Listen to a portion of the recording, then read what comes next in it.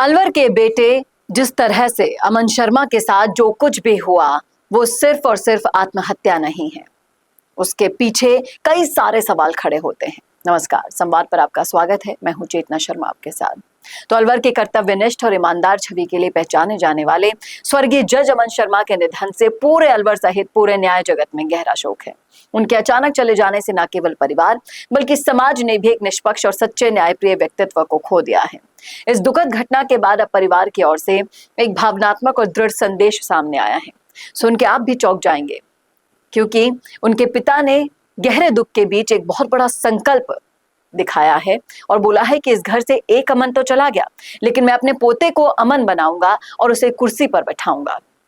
उनके इस बयान ने हर किसी को भावुक कर दिया और साथ ही न्याय के प्रति उनकी अटूट आस्था को भी दर्शाया है।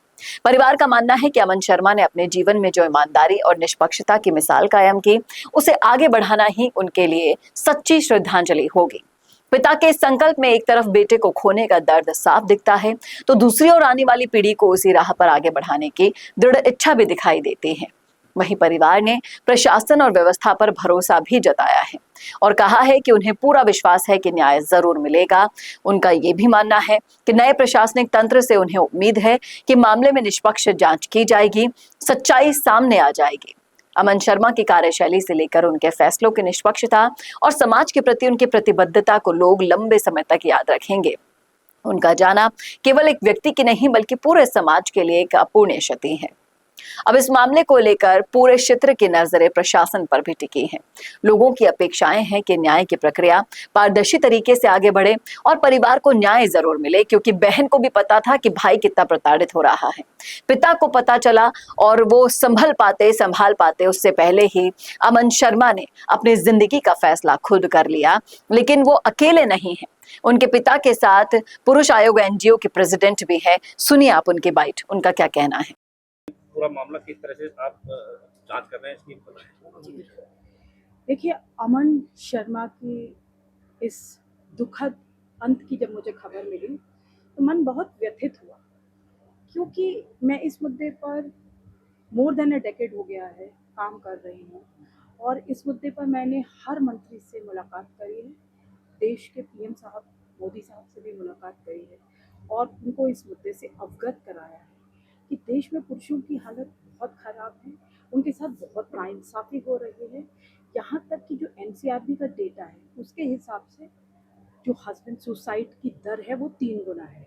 और अगर आप नीले ड्रम का कहर भी जोड़ लें, क्योंकि नीले ड्रम के बारे में भी आपको पता है कि पुरुषों की बहुत हस्बैंड्स की हत्याएं की जा रही हैं, उन्हें टुकड़ों में काटा जा रहा है, नीले ड्रम में डाला जा रहा है, कहीं तालाब में फेंका जा रहा है, कहीं अभी आपने देखा ही था इंदौर वाला केस जहाँ हनीमून पे ले जा करके मर्डर कर दिया गया।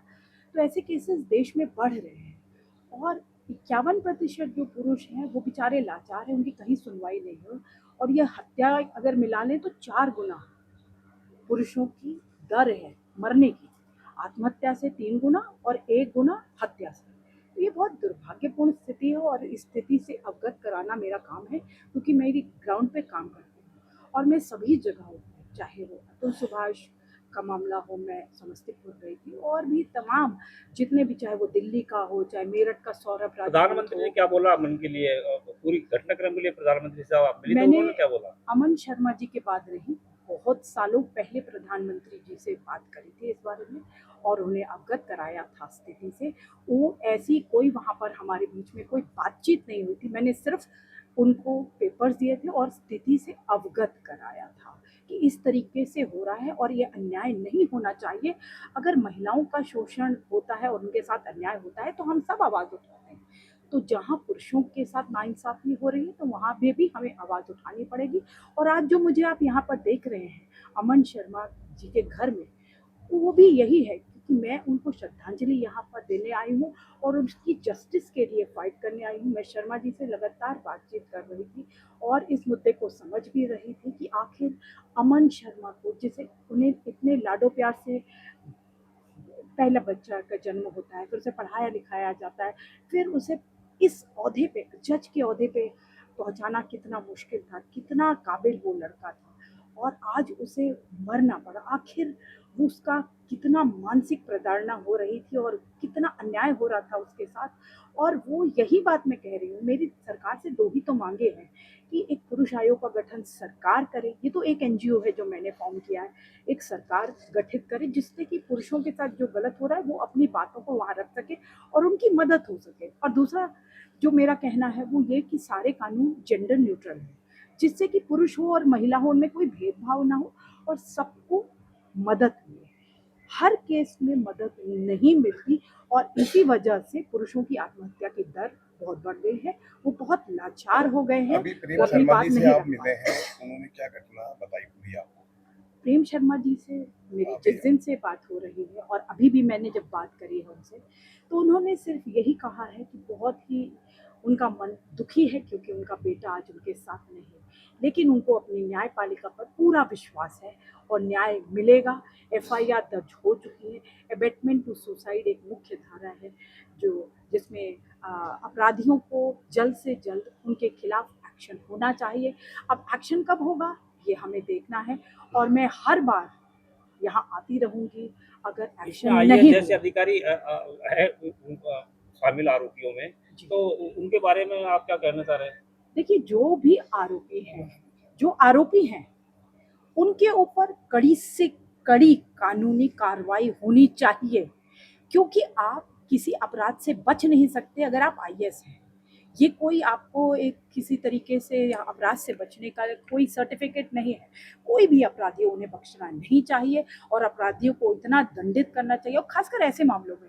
अगर ऐसे मामलों में दंड मिलेगा तभी ऐसे तो मामले दिल्ली कम पुलिस होंगे। से आप मिले थे कि दिल्ली पुलिस ने अब तक कोई मैंने- एक्शन नहीं लिया? मैंने अभी दिल्ली पुलिस से मुलाकात नहीं करी और आप कैसे कह सकते हैं एक्शन नहीं लिया? लिया नहीं है तो आप बताएं। एफआईआर लिखी है ना दिल्ली पुलिस ने। कार्रवाई की बात। हाँ, कार्रवाई की बात कार्रवाई है। आगे होगी। अभी 2 दिन पहले ही एफआईआर लिखी गई है, कार्रवाई भी होगी। अब आगे देखते हैं क्या होता है। हम उनसे भी मिलेंगे और इस पर दबाव भी बनाएंगे अगर वो कार्रवाई नहीं करेंगे। ये तो हमें आगे आने वाले टाइम में पता चलेगा कि क्या होगा, लेकिन न्याय पर हमें पूरा भरोसा है, अपनी न्यायपालिका पर, और जल्द से जल्द अपराधियों को दंड मिले और अमन शर्मा को जस्टिस मिले। तो देखा आपने, सुना आपने कि अमन तो चले गए लेकिन उनके पिता का जो दृढ़ निश्चय है उसको लेकर भी कई सारे सवाल मेरे मन में तो आते हैं। क्या वाकई में अपने पोते को अमन बनाना सही है? आप अगर प्रशासनिक पद तक ले जाना चाहते हैं, जज बनाना चाहते हैं, वो ठीक है, लेकिन आप अपने पोते को ये जरूर सिखाइएगा कि गलत के खिलाफ आवाज कैसे उठाते हैं, फिर चाहे से वो खुद की चुनी हुई जीवन संगनी ही क्यों ना हो। आखिर कैसे इतनी सी उम्र में आपने इतना दबाव अपने ऊपर बनने दिया, इतने अच्छे पद पर रहते हुए, जज के पद पर, दूसरों की लाइफ के लिए आप न्याय का सहारा हुआ करते थे, आप अपनी जिंदगी के साथ न्याय नहीं कर पाए। मत बनाइएगा अमन को, अमन के बेटे को अमन जैसा। उसे कम से कम ये सीख जरूर दीजिएगा कि मुश्किलें कितनी भी आ जाएं, आप अपने घुटने नहीं टेकेंगे। अगर आप देखिए ना, अपने इतिहास से कुछ सीखिए। जब न्याय की बारी आई, लड़ाई की बारी आई, तो विभीषण हो या अर्जुन हो, अपनों के सामने ही खड़े थे और सच का साथ दे रहे थे। तो ये हिम्मत अमन के बेटे को भी दीजिएगा। अमन के पिता से संवाद पर मेरी चेतना शर्मा की यही गुजारिश है कि अब अपने बेटे की जगह अगर पोते को आप सोच रहे हैं, उसके फ्यूचर को देख रहे हैं, तो ये सीख जरूर लीजिएगा। उम्मीद भले ही हम ये कर सकते हैं कि सारी सच्चाई सामने आने के बाद जब बहन कह रही है और पता है कि किसकी वजह से अमन को खो दिया है आपने, तो न्याय जरूर दिलाइएगा। नमस्कार दोस्तों, अगर आप भी रियल एस्टेट में काम करते हैं तो हम आपके लिए लेकर आए हैं एक गुड न्यूज। आजकल के डिजिटल जमाने के अंदर आपकी प्रॉपर्टी का अच्छा वीडियो कंटेंट होना बहुत जरूरी है। तो हम यानी मिशी मीडिया सॉल्यूशंस आपको प्रोवाइड करवाते हैं एक हाई क्वालिटी कंटेंट वीडियो, जिसके अंदर हम प्रॉपर्टी से जुड़े हुए आसपास की प्राइम लोकेशन और उसकी कनेक्टिविटी को अच्छे से दिखाते हैं। कस्टमर आपकी वीडियो को सिर्फ देखे ही नहीं, आपको कांटेक्ट भी करे, जिससे कि आपकी डील क्लोज होने की पॉसिबिलिटीज बढ़ जाती है। तो कांटेक्ट करो आज ही स्क्रीन पर दिए गए नंबर्स पर